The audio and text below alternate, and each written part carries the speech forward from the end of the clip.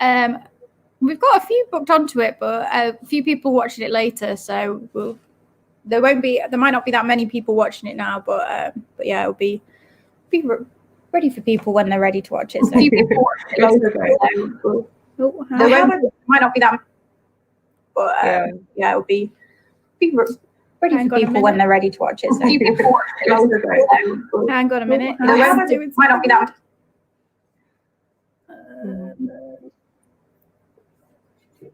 Yeah, I haven't done it in like a month, a tasting, like a virtual tasting. So it's going to be, let's do this again, 2021. Sorry, I've sorted it out. Slight technical fault there. I had YouTube open, it started playing it on a different time. That's why you could hear an echo. So apologies everyone that's joined in. It's been a little while since we've done these. I feel very out of practice. I don't like, what am I doing again? But anyway, welcome and good evening. We've got a wonderful tasting lined up tonight. We've got we're doing great cognac and brandy. Cognacs and brandies. We're doing Hine. Is it Hine or Hine? It's Hine. Hine. It is Hine. I thought that, but yeah. So we're going to have some fantastic stuff from them this evening. I'm really excited about it. We've got Quitt with us joined tonight, and she's actually in France, prepping for a move back to London tomorrow. So thank you so much for joining us. Because obviously you're rather busy, and it's great that you've joined us. So yeah, we really appreciate it. We'll just give it a few minutes just so everyone can kind of get comfortable and settled in. But yeah, we're looking forward to it. Some really lovely stuff on the lineup tonight. Some very special bottles. Yeah, very special. So yeah, you guys are very lucky. I'm the one that's got the easy job. I just get to sit and drink them and enjoy them, which is nice. That's nice indeed. Yeah. My job is nice too, though. Talking about amazing things. That's true. Yeah. So yeah, if you've got anybody that has any questions, you're welcome to add them on to the comments if you want to ask them, or email them through. We can put any questions forward. But yeah, we've got quite a bit to get through and some fantastic stuff. So I've got it all here ready to go. But yeah. Should I share my screen right now, or are we waiting? Yeah, if you're ready to share your screen, if you've got some stuff to show, that's great. You don't have to do it as well. We've done it in the past. Share my screen. Okay, where are we? Hi, Marta. I've got someone. One of our importers is watching. Marta and Kevin who import Portuguese wine. They're joining in with it, so they've just said hello. So hello, guys. It's nice to see you. Can you see it? Yeah, I can see it. So it should be on the screen now. So I've added it in, and it's got the welcome home page on it. Yeah, but the thing is, I can see my screen, but I can't see you. Yeah, that's fine. If you just go ahead and talk through, and can you still hear me? Okay. Absolutely. Yeah, that's fine then. I can see everything coming through. So if there's any questions or anything, I can always ask them. So yeah. Lovely. Yeah. Gorgeous. Just give me the go, and I'm going through so it. I think if we're ready to sort of go and I'm ready to sort of taste, we've got a few people watching. I know a few people are watching later. So yeah, we'll get going with it. Okay, let's go. So guys, welcome home. I mean, welcome to Jarnac. Jarnac is in France. It's near Cognac. If you can see the map of France, you've got Bordeaux, and you drive up north for like 1.5 hours, and you're in Jarnac. So a quick word about Hine. We are very tiny. We are a family-owned house. We are 30 people working at Hine, from the vineyard workers to the export team. So it's very, very, very small. We own 120 hectares in the best part of the Cognac region, Grande and Petite Champagne. I will explain that later. So we have a stag in our logo, as you can see. And I love to say that the stag stands as an emblem to represent the house, proudly sitting on the French land and his head is turning towards England, because you'll see after that we are British. So if you want to know some few things about cognac, it's a very, very long story. Started at the 16th, 17th century with the Dutch guys coming to cognac, buying some white wine, and on their way home, they realized that the wine was absolutely undrinkable, disgusting. So one of these guys said, okay, maybe we should try to burn it, try to actually distillate it. So they did it, and it was actually drinkable, but very, very low alcohol ABV. Very, very high. Yeah. So the French, being very French, so super proud, said, okay, you distillate it once, we are going to distillate it twice. So that's how we have the double distillation called the méthode charentaise. And it began at the beginning of the 18th century. So after that, around the 19th century, the United States became a huge market, and they are making cocktails that you all know, like a Sazerac, or everything was based from cognac. So right now we have Sazerac from whiskey, rum, but the first cocktail were made with cognac. So we have the prohibition at the same time. So the beginning of the speakeasy happened in the US and all over the world.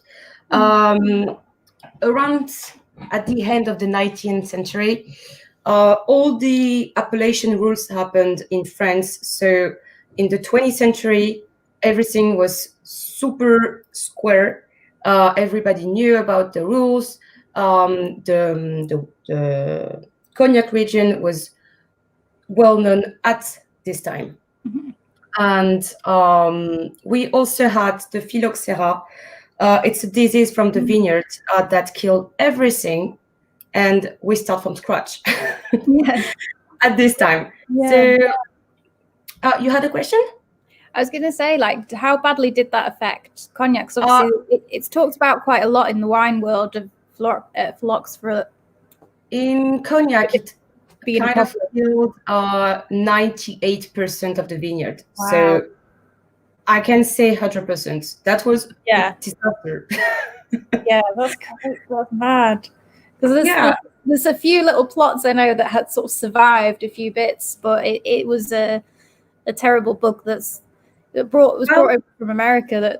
But yeah, it's never really documented how much it actually affected the cognac industry as well. Well, that was honestly a disaster. So we start from scratch, and I'll explain that later. But we were using a grape variety, super bad quality, and right now, after the phylloxera, we are working with Uni Blanc, and it's a super powerful grape variety, I would say.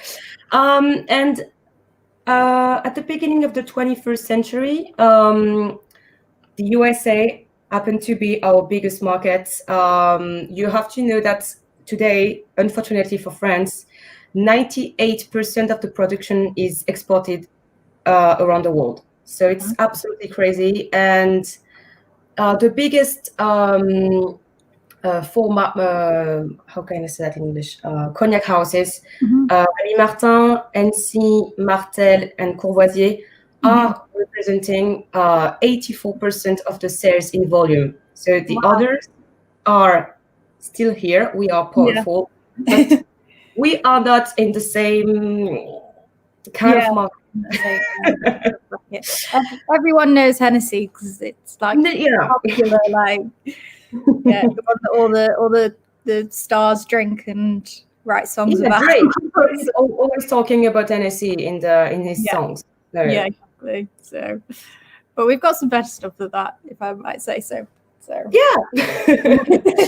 So I will talk to you about Hine because it's a beautiful story of an Englishman coming in 1791 in France. his dad was absolutely a fan of cognac. So he told him, okay, Thomas, you're going to France. First, you're learning French. And then you're going to cognac to learn how to do cognac, how to make it, to sell it, to do everything. So he went to a well-known cognac houses. I'm not going to tell the name. And he fell in love with his boss's daughter. And he did it so well that when his bosses or his father-in-law, and I can say, died, he told him, okay, you are in charge of the house now. Wow. So at this time, now we are calling Hine.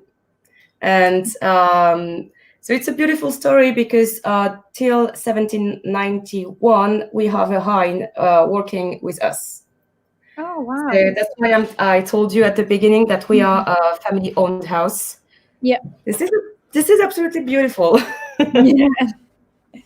So as you can see, we are owners, if I can say, of the royal warrant till 1962. We never lost it. And if you can see, chronologically, I don't know if it's proper English. So you have the creation, then Thomas Hine put the stag in our logo. Then you have the USA, and we have Triomphe. Triomphe is an amazing cognac. I hope you guys one day will be able to taste it.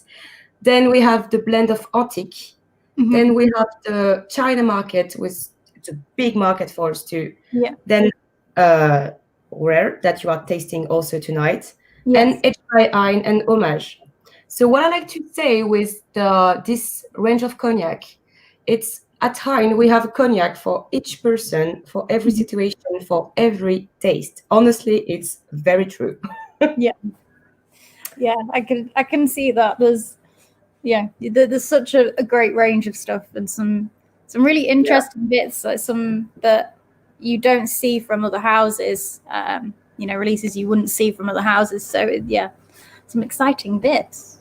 Yes. So for the geek, here you have the cognac region.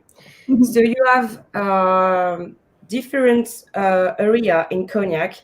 At Hine, we are working only in Petit Champagne and Grand Champagne, the green part. So it's very small. So what I like to say when I'm talking about Petit Champagne and Grand Champagne, it's elegance, suppleness, delicacy. It's absolutely true. That's why our eau de vie needs more time to age. They are a little bit not that powerful, but we are doing something particular to have more powerful in our eau de vie and in our cognac that I'll explain later. We own, I told you before, but 120 hectares in this area. And I won't say that we are the only one, but we are one of the biggest cognac producer in this region.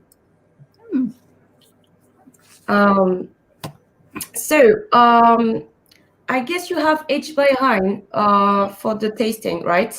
Yes, we've got this one here. So H by Hine. So let's pour you some H by Hine. So the story of H by Hine, it's Eric. So Eric is our master seller, or cellar master, sorry. So it's a blend of more than 25 cognacs.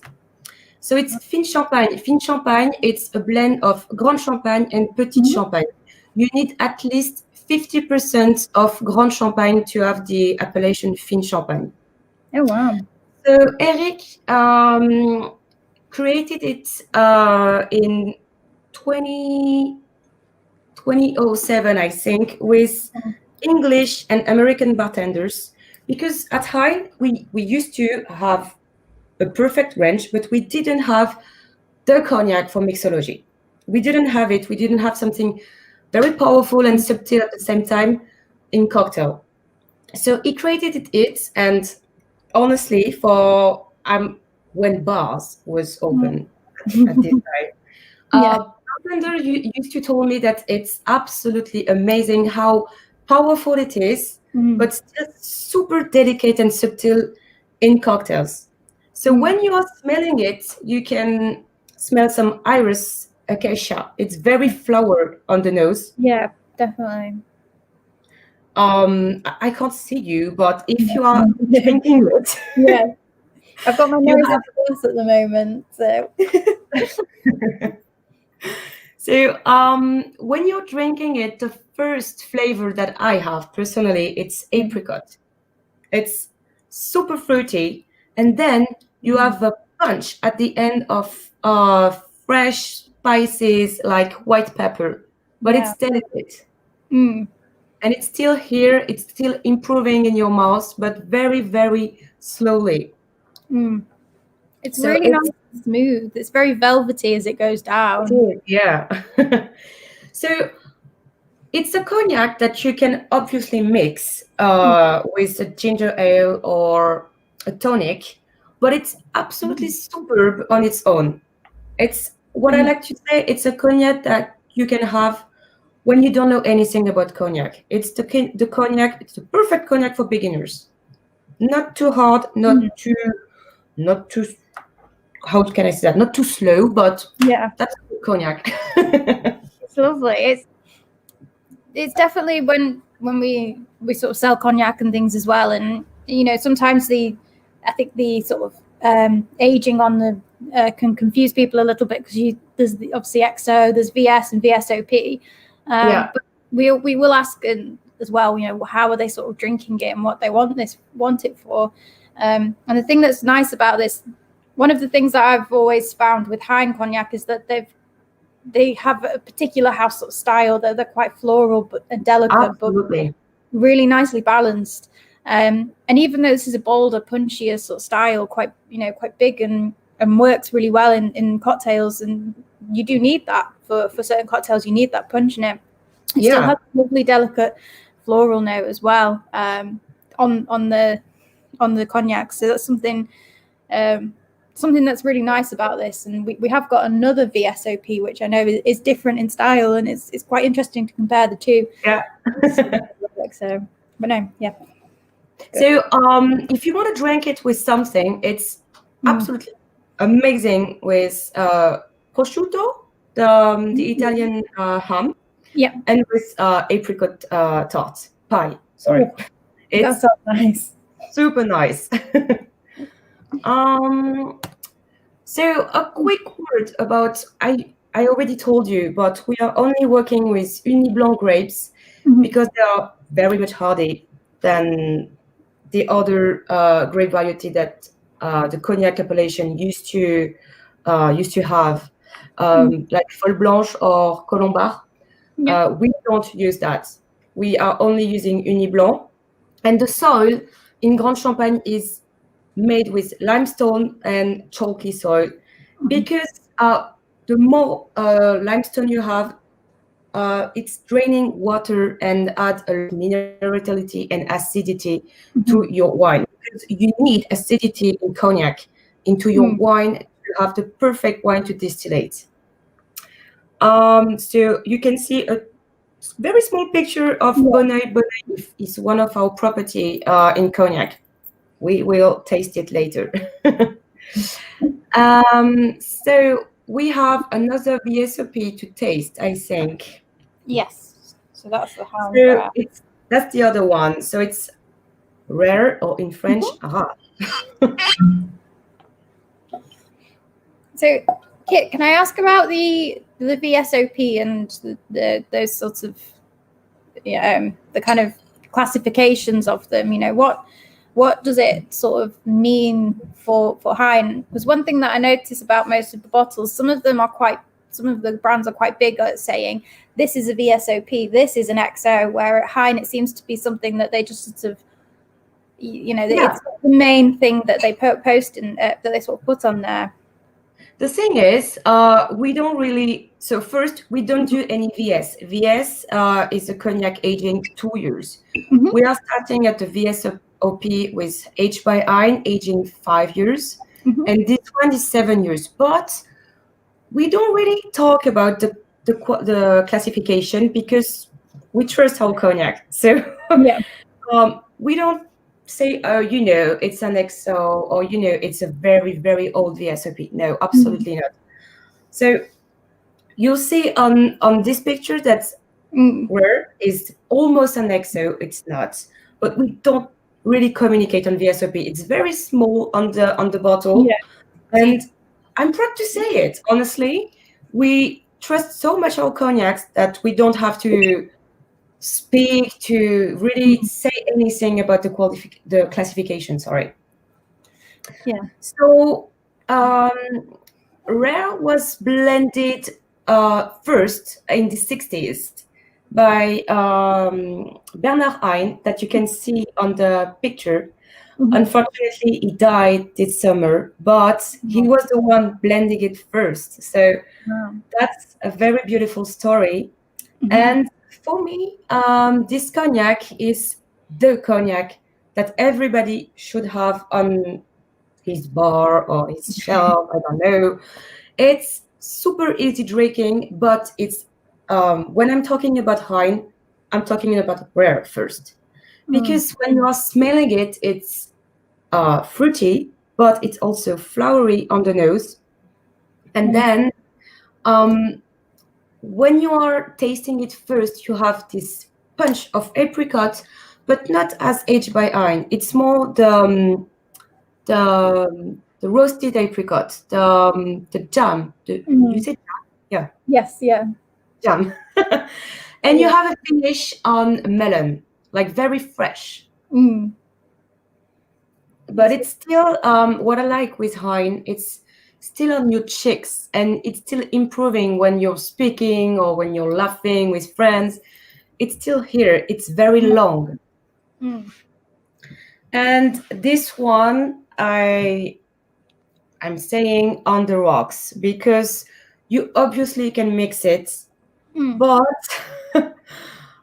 if you want, if you want to please me, have it on the rocks.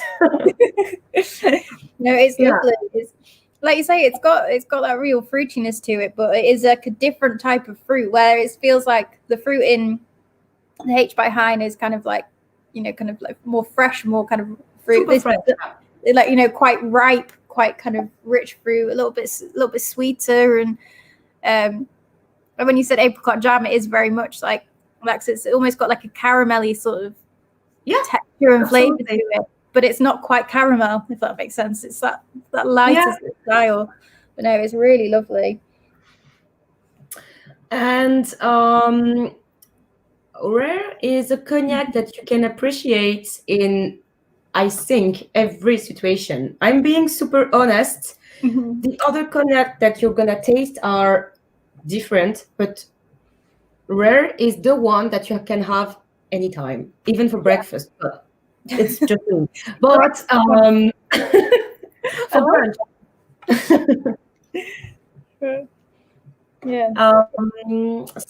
So after that, if you have question, you can stop me, because I'm very talkative. If anyone still has some of the H by Hine as well, it's really nice to compare the two together.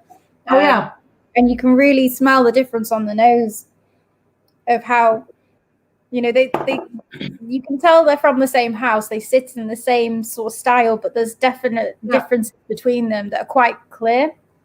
And certainly tasting it as well. I really like doing them when it's like back to back like that. So it always good to do it, because sometimes you can kind of talk about how something is different, or how this is a different sort. It sits in the same style, but it's different. But until you actually taste it, you can go, oh, I understand what that means. It's got the quality of it, but they are very different as sort of spirits on their own. So yeah, I like it. I like the way you're saying it. So should I move on, or? Yeah, you can do. We've had someone say that they've that one of, I think the H by Hine is their favorite, and they have a bottle of this. Oh, really? So, nice.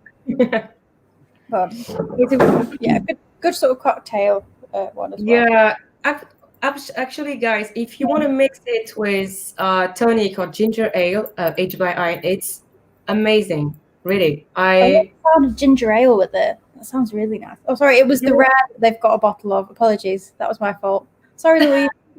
I'm not doing very well with this time round. Usually, no.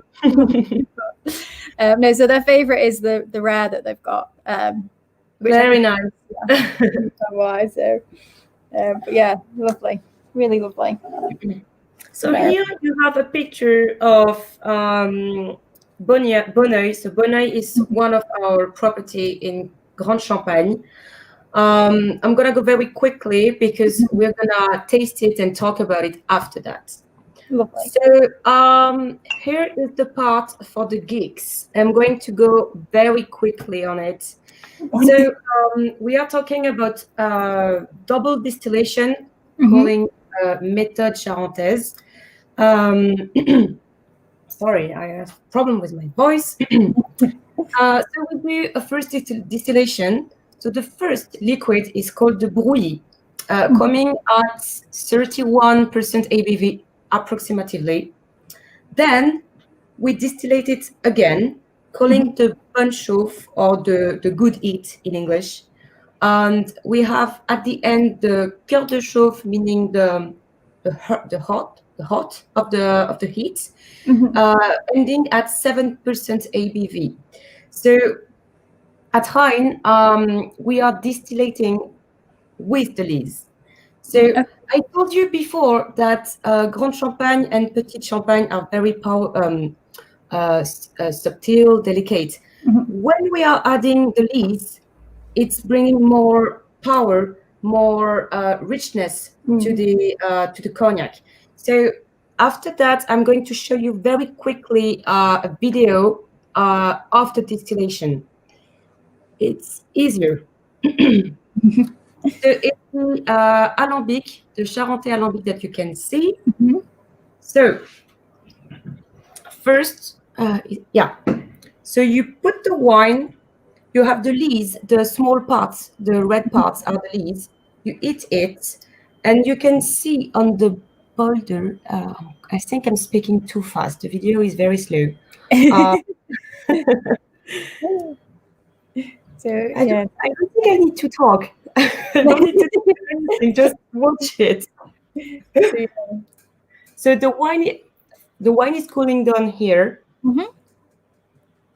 So after that, you have the brouillis. The first distillation is coming. And then you put it again. Yeah. And you have the bon chauffe. So at this part, you still have the lees, but they are very, very tiny. And you only take the best of the best. I like to say that you need 10 liters of wine to have 1 liter of eau de vie at the end. Wow. Yeah. That's a lot of wine. A lot of wine. Indeed. And I know that in cognac as well, they've got quite strict rules about distillation processes. Yeah, we are starting the distillation approximately at the end of October, and we have to stop at the end of March.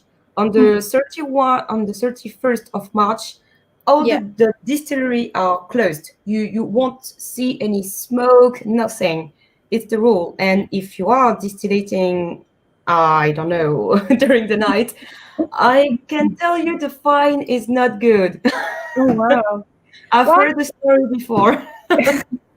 Why is it? Why is that? Why is there a period where you're not allowed to distill? Honestly, I have no idea. It's I already asked the question to our cellar master, and he wasn't able to give me a proper reason. But I think it's the French. You know, French loves rules, so we put stupid rules about everything, and about cognac, it's even I won't say stupid, but it is. So that's I suppose. Yeah, it doesn't really seem to make a lot of sense, but I'm wondering whether as well it's to sort of because of like the harvest time and things like that, and when you're meant to be harvesting and when the grape. We are harvesting during September, October, mostly. But the thing is, with the distillation part, I don't know why we have like a special date at the to end the distillation. I don't know. I will maybe ask to a special person at the BNIC. I don't know if you know what it is. It's the center of the cognac with the rules and everything. So maybe I should ask them. Maybe they have a proper answer to give me. Yeah. Well, here you've got one of our distillery called Saint-Denis. So I'm really hoping that one day when we will be able to do it, that one of you guys are coming to our distillery. It's beautiful. So we have 2 master distillators working 24 hours, 7 days a week, all the time. They are actually sleeping in the distillery. It's a non-stop process. Wow. This picture, it's actually mine. So you can see it's beautiful, and you can feel that it's super quality. I don't know how to say it, but the 2 guys working here they are magicians, honestly. Because we have, I don't know how to say that, like very easy, but when we are distillating, we have not a special process. Like every distillation is different. It's the nose that's making the difference. If it's smelling, I don't know, a bit rancio or a bit bitter, you have to stop it. But it's just the nose of the stellar master distillator doing it. That's insane. It is. People that can just detect that on their nose. It is, like you say, they're like magicians. It's like, how do you know that? I don't have any answer to give you, because actually yesterday I was at the distillery and I was asking questions, and I was smelling the eau de vie after the bonne chauffe, and it was smelling so good. But I was like, how do you know? And they have a special thing. They have a nose and an extra sense. They just definitely.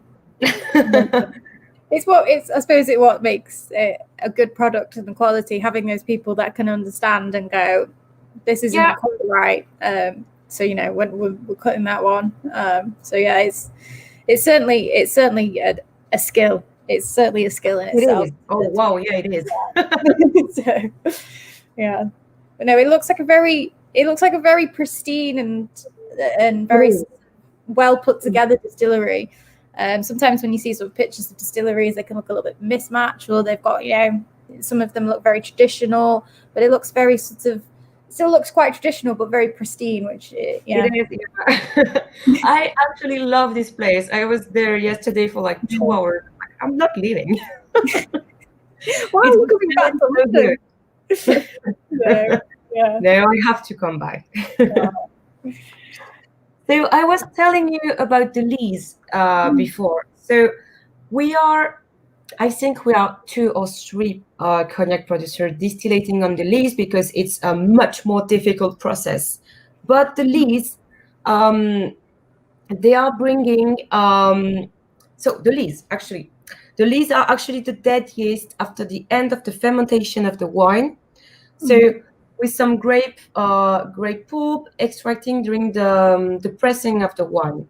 So they are bringing more richness and fragrance to the wines. Yeah. Actually, I think I put it on the slide. Yes. So you can see, I took pictures because it wasn't super easy to understand for people. So here you've got the wine on the bottles, and you can see the lees on the bottle. Yeah. So this is the lees that we are using on the pot still of the alambic, and this is the thing bringing more powerful and richness to the Hine eau de vie. All right. So we are going to talk about Bonneuil. Bonneuil is quite a thing. Quite an unusual thing. Absolutely. It's something that only Hine is doing. We are the only one doing that type of cognac. So Hine is doing cognac calling Bonneuil. Bonneuil, I told you before, is one of our property in Grand Champagne. So we have today 4 different vintages, but I'd like to say harvest. Mhm. So I think everybody here knows a bit about wine. Here we are talking kind of wine. So the thing is, every year we are obviously harvesting the Bonneuil property. Mhm. But when the harvest is good, when the climate was good, when Eric, so Eric, our cellar master, is saying, okay, it's a good harvest, maybe we should do something. So in 05, 06, 08, 010, we did a Bonneuil. So it's super easy. We harvest every time the same part of the vineyard, calling La Mère Norbert. In English, it's Norbert's mother. So it's very, very bizarre. So we are only harvesting this part for Bonneuil. Mhm. We harvest, we distillated it, and we put it in cask. That's all. Because as you may know, a cognac is always a blend. With Bonneuil, it's absolutely pure. It's, I like to say, it's the photo of the harvest of the year. Ah, that's So- a really nice way of putting it. It's a photo of the harvest. Absolutely. So you will see when we are going to taste the 08 and the 010, I think. Yes. So it's always the same part, but how different they are. And next time we should taste the 06 and the 010 together because it's absolutely different. So 4 different colors are, the first one is fig, first flavor on the nose. So it's, what's the violet? Violet color. Plum tart for the yellow, cranberries for the 08, and the last one, our baby, bottled 3 months ago, is tangerine. So if you want to taste it with me, if you can have 2 different glasses, it will be amazing. Put the 08 and the 010 in different glasses, and we'll taste it together. So yeah, both my little glasses ready. So with Bonneuil, it's I'd like to say it's single estate, single batch, single harvest. It's exactly like a wine. It's not a blend at all. So some people like it, some people absolutely hate it. It's super different than a cognac, than everything you taste before. It's even for the sommelier. Sommelier loves it because it's a wine approach. Yeah. And it's very, very limited. We are talking about 450 max bottle, Wow. 17 cask. So it's very, very limited. Wow. On the bottles, you can see if I put it up here, you can see just how limited it is. It tells you exactly which cask it's from. Oh yeah, as well. very true. Really nice. And when it was bottled, that's lovely. Yeah, nice touch with it. So I've got 3 different notes with the 08. It's just me. Yeah? First on the nose, you've got a lot of freshness, but it's cranberries. It's red. And if you drink it, it's the nose is absolutely gone, and it's like preserved cherries and a finish very, very much honey. Yeah. It's crazy because the taste it's super different than the nose. Yeah, it's the finish has got like it's like honey, but for me it's also a bit like herbal as well, which is really Very true. Very true. Yeah.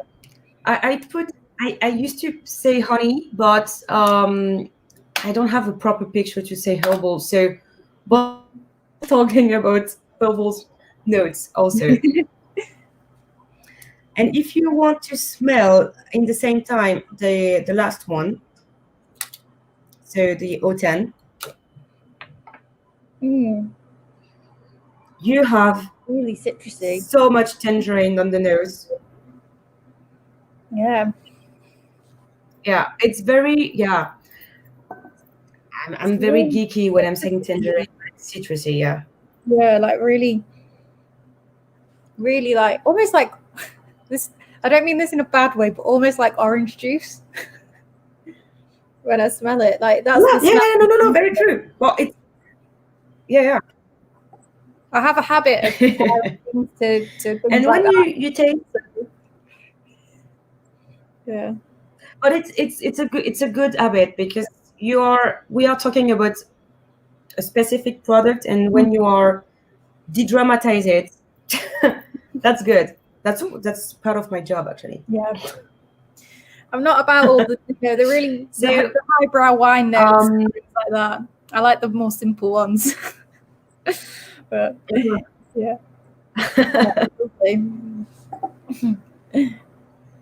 But yeah. So when you are tasting the O10, you have freshness with like a vine pitch and melon also, and you have a finish with spices, but fresh spices, like a bit like coriander and chili pepper. It's very different. Yeah.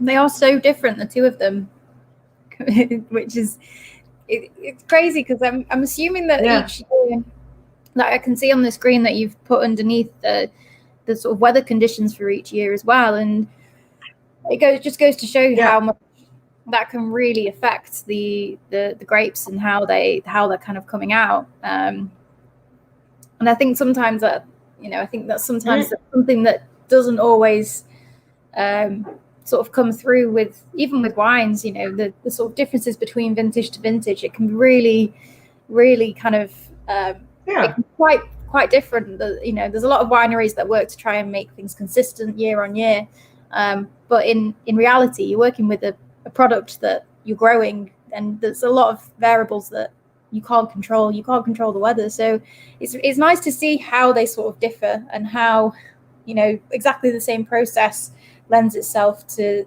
different styles of cognac just from the grape itself. Because I think sometimes people, a little bit like whiskey, they put a lot into the age of the cognac or the grading of it, and how it's been aged and what it's been aged in, and don't always sort of focus on the actual core product of it. So yeah.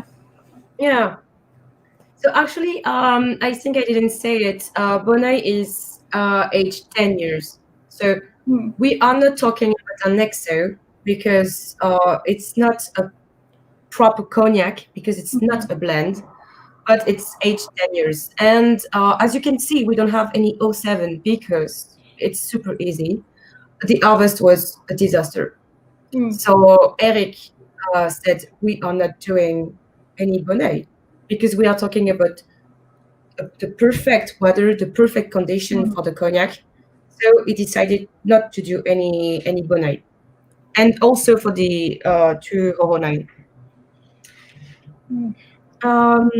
There's a few people saying that they like the 08. They said the 08 is really like wonderful and quite complex. Lots of sort of some tea aromas. I really like that. I think I really like the 2010. I love that like vibrancy it has in it, and then the peppery sort of finish on it. I think it's they're My really favorite.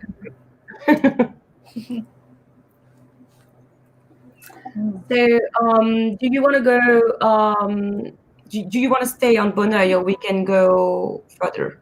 We can go further. I think if people are happy to. Usually, if we're going too fast or too slow, someone will nudge me and be like, "Come on!" But no, everyone seems pretty happy. Okay, nice. Yeah, so we can go to the nice because I'm going to take through. All right. So let's talk about barrel making because it's very important at Hine.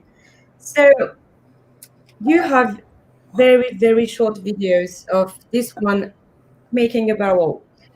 So at Hine, we are only working with oak from France in Tronchet Forest or Limousin. Sorry, it's very French, but I can't say in English. So these varieties of oak were selected because of their hardness, porosity, and can I say extractive characteristic. Yep. So at Hine, we are working with a very, very thin grain when we are talking about oak. The thinner you find, it's fine. So I said, oh yeah, video. First, you put the staves together. You need 30 staves to do one barrel. Wow. Then you have the chauffe. Chauffe is the heat in English.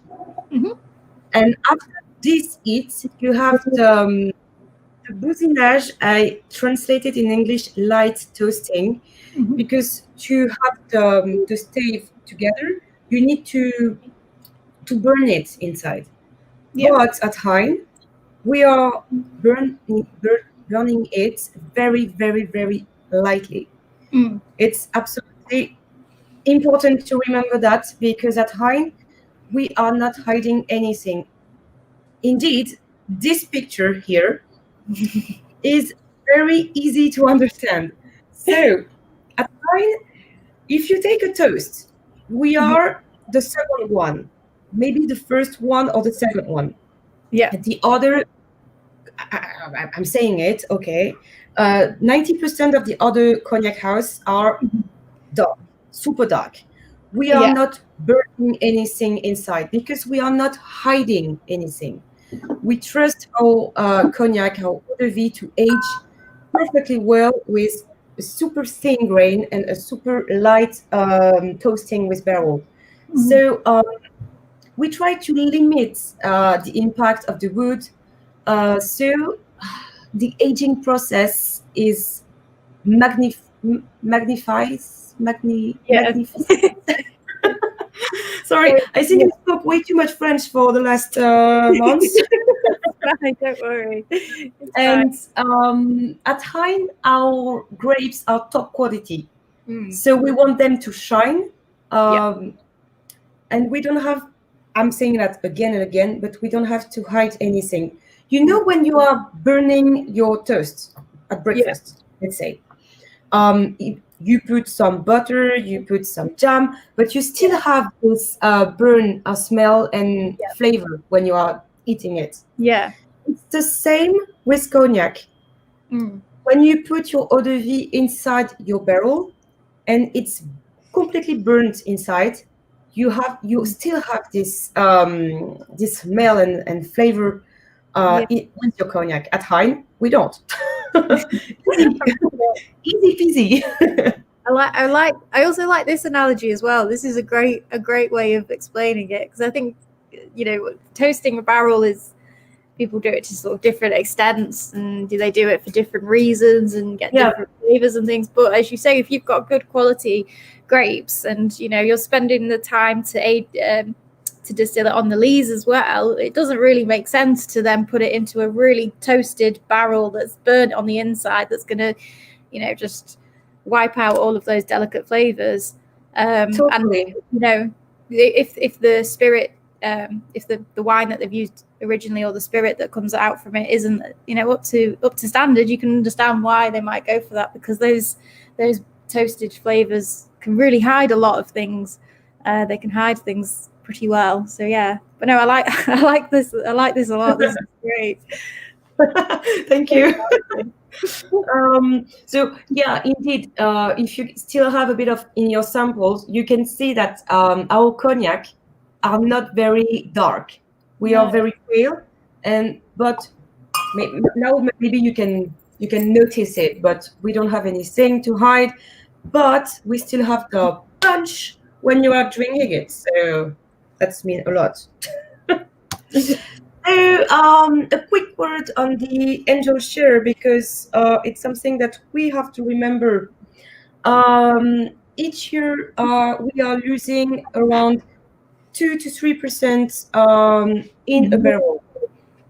We are talking about, be careful, it's the whole cognac appellation, but the angel share is 25 millions of bottle per year lost. Wow, that's a lot. Yeah. That's a lot to lose. That's a lot, but this is the beauty of cognac. So on the left, you've got the eau de vie just after the distillation, and you can see that we are at 70%. And I don't know if you can see, it's a bit, it's not the best. At 1 year, it's 60%. So we don't lose a 10% ABV in 1 year. We do add a lot of distillate water just after the distillation when we put it in cask. Yeah. I'm being honest with you because a lot of people are, I don't know, ashamed to say it, but it's the truth.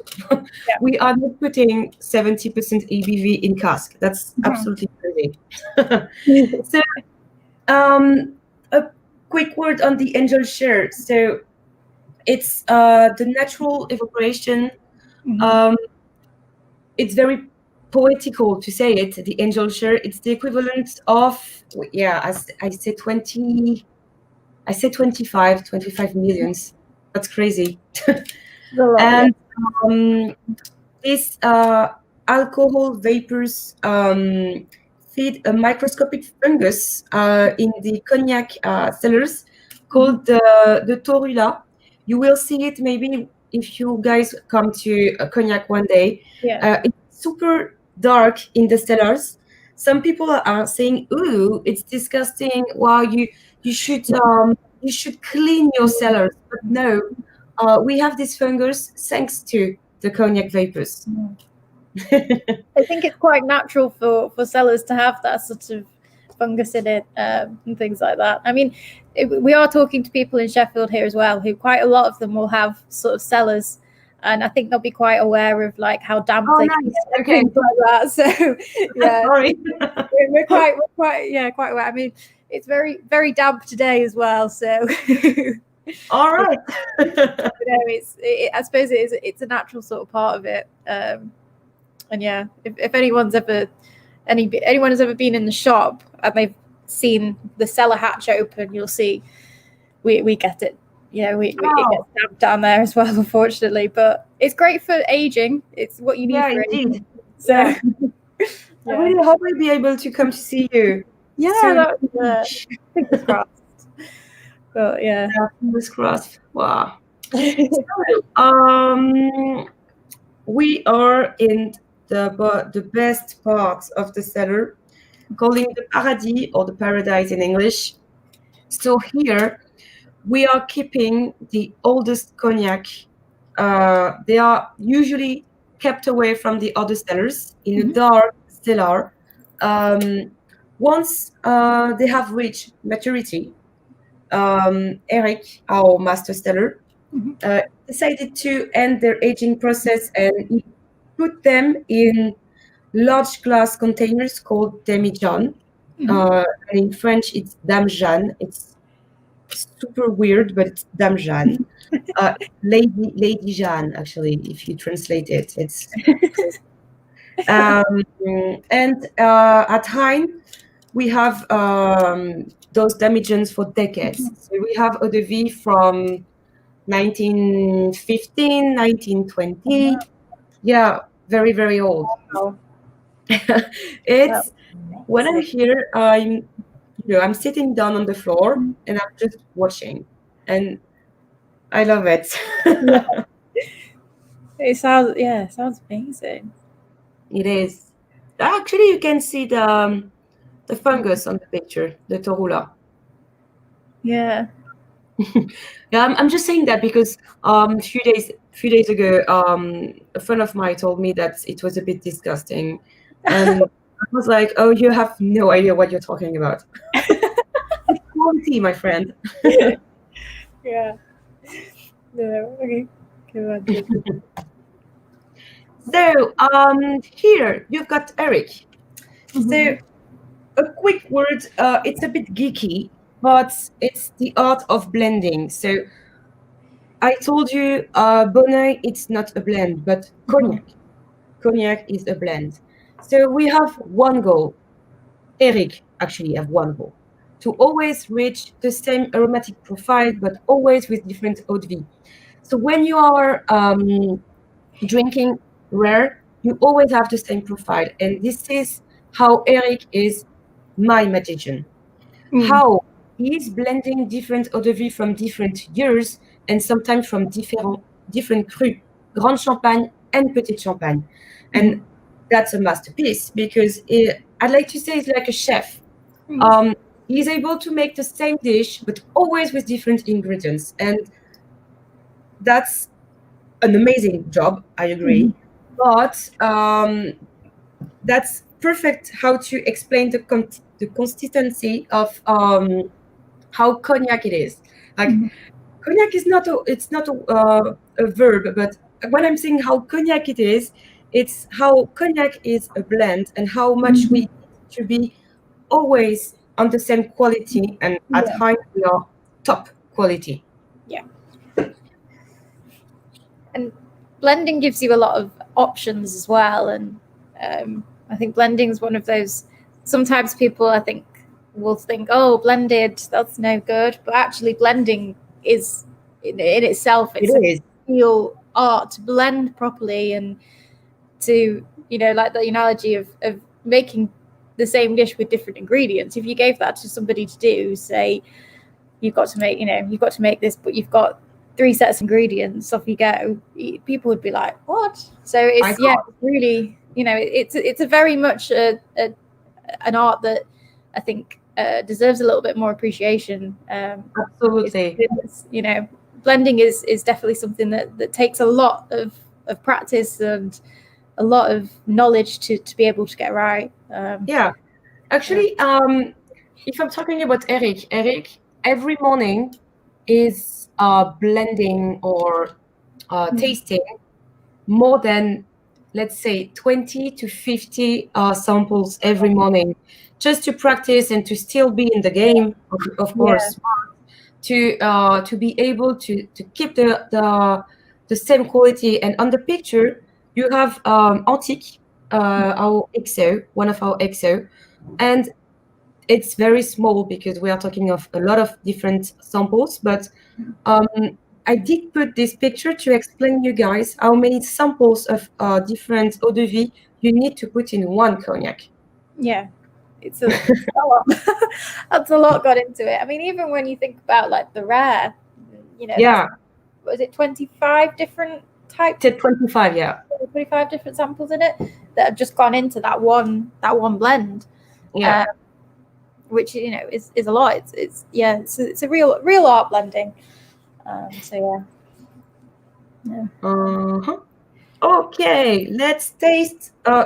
You have homage, right? Yes, we do. Yeah, we've got homage. Okay. This is what coffee looks like. Let's go for homage. So homage is an XO, so aged 15 years. It's a blend of 25. I'm saying 25, but as you can remember of what I've just said before, it could be 25 or 30 different eau de vie. You never know. So it's an average age actually. And inside this blend, you have 4 early landed vintages. So at Hine, we have two different specificities that we are the only one to do. I talked to you about Bonnoy first, and we are the only one doing early landed vintages. What it is? Easy. We are aging different vintages in the UK. So it's in England. Part of the cellar are in England and Scotland. So, and maybe one day, I really hope so, we will be able to taste the difference of vintages from Jarnac and vintages from UK. That's incredible how different it is. So inside, you've got different vintages: 83, 85, 86, and 87 vintage. Wow. So it's a very, very big tribute to history inside, blending by Eric. Eric is the one who made the first blend of homage. And homage, do you say homage in English? Is it a word in English? Yeah, so we say homage, or probably pronounce the H on it, homage. I think that's how I would say it. But I'm not very good at pronouncing things sometimes. So. we did it, and we called him homage to all the former members of Hine family, and also to our UK family, because I never forget that we are French, absolutely French, but Hine was founded by an Englishman. So we never forget that. So sorry, I never said it, but sorry for my bit of French accent. I like it. I like it. Thank you.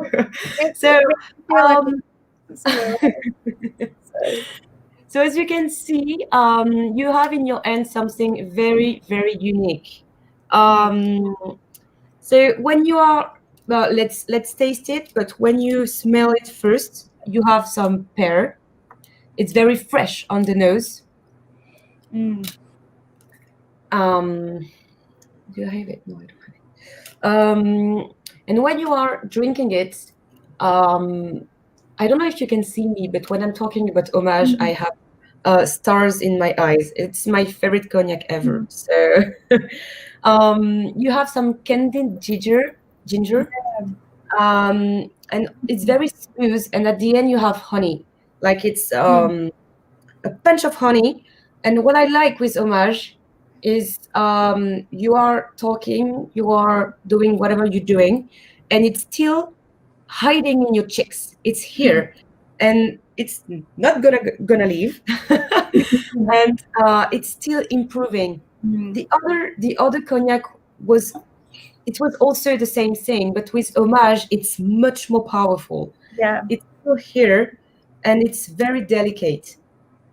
I did say it, but homage, you don't have any equivalent on the market. It's the only one in the market. We are the only one doing early landed vintages, but we also are the only one blending with early landed. And it's 100% Grand Champagne, so the best of the best of the best.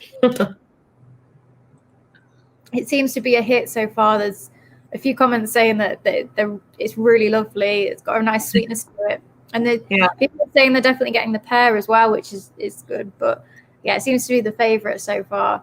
It's the candied ginger for me is really like one of the prominent things in there. But it's prominent, but it's still quite delicate as well. It's not just taking over everything. It's just sort of nicely kind of sitting there, like making it nice, making my mouth feel nice and warm, but also sweet as well, and really lovely.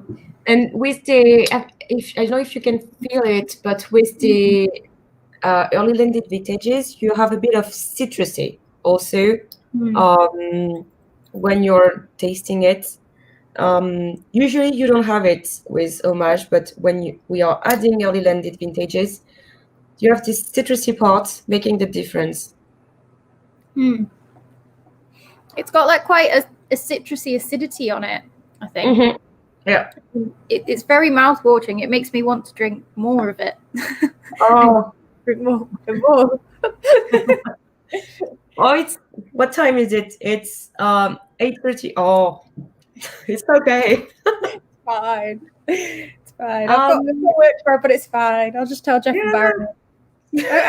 Cognac, I'm sorry. Can't come in. If I can give you an advice, with homage, you can drink it with and eat it with very old cheese. It's absolutely good. When I was in London a month ago, I had it with very old cheddar. Oh my God, that was crazy. Ooh. And that's a French speaking. So I have a thing with cheese, but the very old cheddar is awesome. And some also with creamy goat cheese. It's very good. Yeah. Oh, I can imagine that. Oh gosh. I'm gonna have to go down to the deli tomorrow and get some cheese. That's my weekend sorted. Yeah. Let's do this. Really, yeah. I think this is definitely the favorite so far. That people are saying it's really delicious, very Moorish, and yeah. Really nice. Yeah. So let's go for I already talked about it, but it's here, so let's do this. I talk about the classification of cognacs. So at Hine, we don't have any VS. We are starting with the VSOP, meaning in English, very special old pale. So the minimum for the VS is 2 years, the minimum for VSOP is 4 years. And as you can remember, with H by Hine, we are starting with 5 years. And where is between 7 and 8 years. After that, we have the XO. So we have Homage, Antique, the other Antique that we are going to taste together. And we have the Bonneuil, also 10 years. And after that, you have the extra. Maybe one day we will taste it together. We have a. It's absolutely pure paradise, heaven on earth. But I can imagine. I can imagine it's also got a very expensive price tag on it as well. So yeah. Yeah. So maybe we all win the lottery or something. Yeah, why not? Fingers crossed. We need to dream those days. So yeah, of course, yeah. So this one you don't have it, right? You have the other. We've got the Antique XO, but it is the 100th anniversary. You are very lucky. Very, very lucky. So Antique was originally blended by George Hine. He died a lot of time ago. So it's an average of 20, 25 years old cognac. So with Antique was created in 1920. So you guys understand it's the 100th anniversary this year, last year. It's very limited. We have 1920 decanters. We have the original blend, but Eric worked on the blend. He did it a bit older, and he added some drops of 1920 vintage. Wow. Yeah. So what you are going to taste is it's tribute to history, but also what Eric is capable of. So this limited edition was developed for the 100th anniversary, and it's teamwork because everybody at Hine was able to taste the blend and said, maybe add a bit of that, and this is the Hine story here you're going to have in your glass. So when you are smelling it, it's like it's Hine style, but you have walnut and flower on the nose. Really, it is really floral still on the nose. Yeah. Considering the cognac is very old. Huh? It's 20. I was gonna say, considering the age on it, it's so light still on the nose, and yeah. When you are tasting it, you still have the taste from the nose. You have walnut, but you have citrus and, pardon my French, but it's very French. It's French pâtisserie. You have some cake, but it's very delicate. It's not cake from the grocery shop from Tesco. I don't want to say it, but I did say it. It's very delicate. Oh, that's really lovely.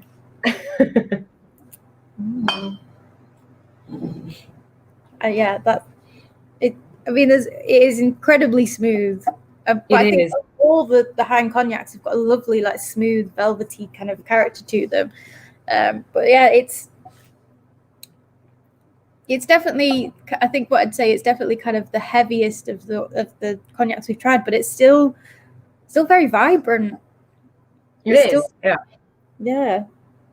You still have some punch at the end. Yeah. And we are talking about a very old cognac. So this is, for me, it's Hine.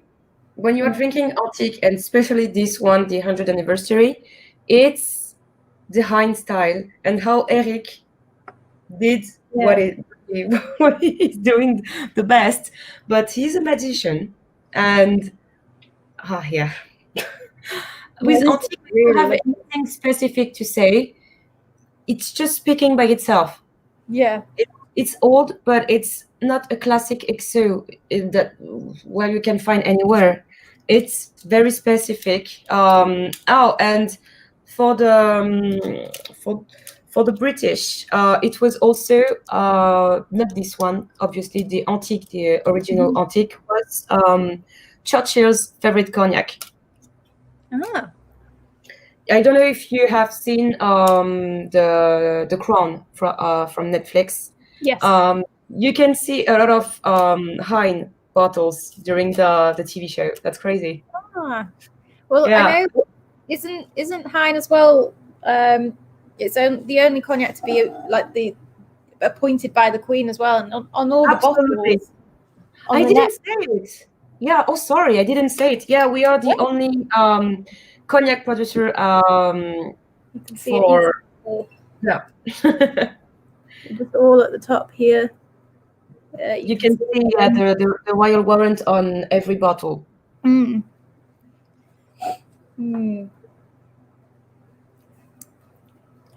That's really good. I'm drinking it at the same time, and it's so lovely. It's really complex.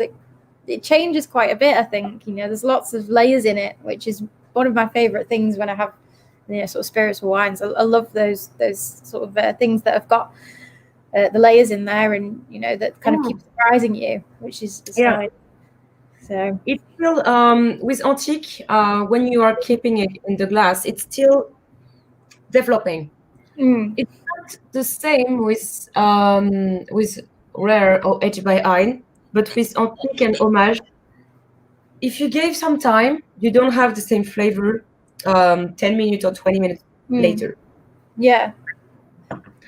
I don't know how to say it, but I love cognac, so I love my job. But with Hine, you have something very, very specific, something that you won't find in any other house, because I didn't present myself, but so I'm French, obviously, and I'm from Cognac, actually, the Cognac region. My dad is a cognac producer also, and so I have cognac in my blood, I think. And when I discovered Hine a few years ago, I completely fall in love with this beautiful brand, because no one in the cognac appellation can do something like Hine. So, and we also have a beautiful story. So, yeah, very proud to work at Hine. It's really lovely. we've had a couple of comments. We've had somebody, Marta, who's one of our wine importers. They've had it said now trying the homage with cheese, and it's a revelation. They've also had the rare with salted dark chocolate. It's very good as well. And Beautiful. I think everyone else is a bit jealous because they don't have any cheese in. So yeah, yeah. But no, they're really, really lovely. Oh, Really I'm glad. But yeah, so which, if you had to pick one out of the lineup, what would be your favorite? Or is that too So that's pretty hard. So my first will be, if I have to talk about cognac and Hine, I would go with rare first and then homage. Yeah. I can't pick one. Two Okay. is the lead. Sorry, that was a mean question, because I feel the same as well. People say, well, what's your favorite wine in the shop? And I'm like, are you really asking that question? So no, I understand. I apologize, but it'd be interesting to know what everyone's favorite is as well. I think it seems like every time we've had one, people have gone, this is my favorite. They go, no, actually, this is my favorite. Actually, no, this one's my favorite. So yeah, we've had a few people say that the antique is really beautiful. It's very complex. Very warming. You get some really nice like heather and glacé cherries in it, which is it's lovely. Got a lovely floral note on it, and yeah. But I think my favorite is probably going to be the antique, because it is, I think. But I do really like. I really liked the 2010. Actually, I thought that was quite interesting. Well, actually, you choose such a nice lineup to introduce Hine to everybody. Well done. Perfect lineup. We've just had a question about, are there any other food and cognac matches that you could recommend? Because obviously, wine and food is always matched together, and there are a few other alcohol matches. People, match things like beer, etc. But cognac's one of those things that I think people don't always realize in terms of drinking. It can be quite versatile, and it obviously comes from a wine. So yeah, if there's anything sort of any sort of pairings at all? Absolutely, we do. If you guys like, it's very, very French and maybe a bit weird, but if you like oysters, Homage actually and Bonneuil 10 is awesome with oysters. You put a bit of a tiny drop inside your oyster. Some people put lemon or vinegar, I don't know. A bit of cognac, it's awesome. I'm just looking at, I have some notes in my phone, so I'm just going to tell you very quickly. So with cheese, obviously, it's awesome. With cheddar, with French cheese, but also, I have to say it, but you British are very good with cheese.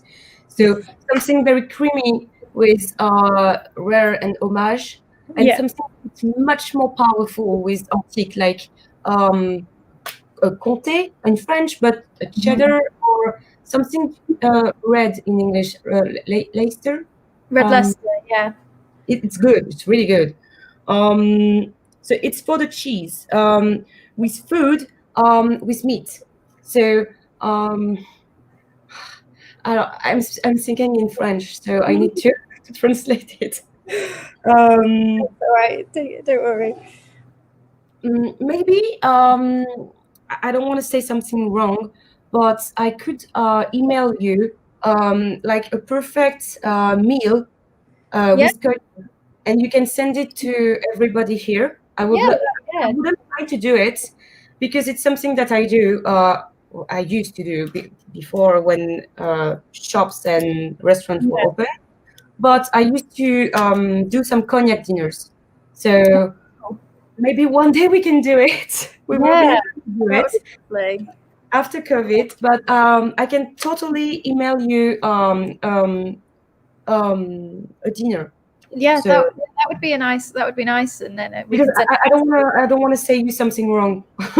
That's honestly fine. I put you on the spot a little bit there, and but no, yeah, that would be nice to know. I think it's nice to have those sort of experimental side of things, and see how different things work with food, because I think it's quite easy to go with people when they have food, they'll go, oh, this works with this, and that's great. And, very true.